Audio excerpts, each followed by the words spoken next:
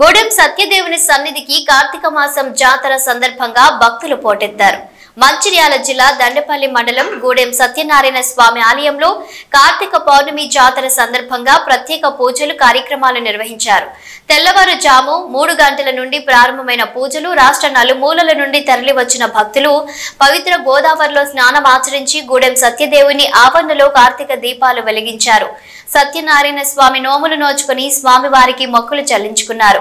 ఈ సందర్భంగా భక్తులు మాట్లాడుతూ కార్తీక మాసం సందర్భంగా సత్యదేవుని దర్శనం ఎంతో పుణ్యఫలంగా భావిస్తామని, కార్తీక మాసంలో సత్యదేవుని నోములు నోచుకోవడం ఆనవాయితీగా వస్తుందన్నారు.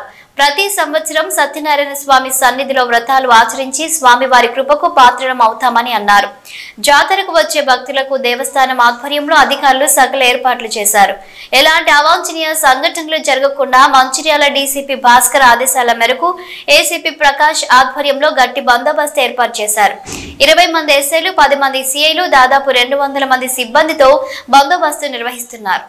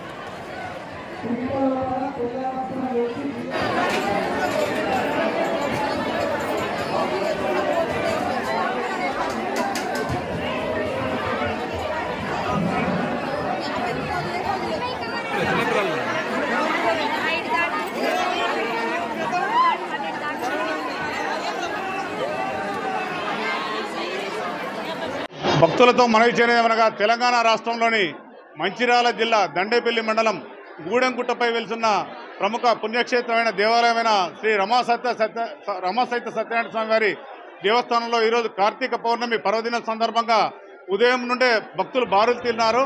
ముఖ్యంగా ఇక్కడ స్వామివారి వ్రతాలు ఆచరించుకోవడం, దర్శనం చేసుకోవడం ఆనవాయితీ. ఈ చుట్టుపక్కల జిల్లాల నుండే కాక హైదరాబాదు, ఇతర జిల్లాల నుండి కూడా భక్తులు వేల సంఖ్యలో స్వామివారి వ్రతాలకు ఇచ్చేసినారు. భక్తుల సౌకర్యార్థం ఎలాంటి ఇబ్బందులు లేకుండా అన్ని శాఖల అధికారులతో మేము సమన్వయం చేసుకుని ఇబ్బందులు లేకుండా దేవస్థాన పక్షాన క్యూ లైన్స్, మంచినీటి వసతి, చలువ పందిర్లు, టెంట్లు, ఉచిత అన్నప్రసాద వితరణ, ప్రసాదాల తయారీ, ఇతరత్ర అన్ని ఏర్పాట్లు చేయబడుతున్నవి.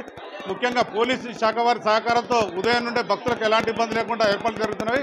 స్థానిక గౌరవ శాసనసభ్యులు గారి సూచనల ఆదేశాలతో అన్ని శాఖల అధికారులతో ఎక్కడ భక్తులకు ఎలాంటి ఇబ్బందులు లేకుండా మనం అన్ని ఏర్పాట్లు చేస్తున్నాం.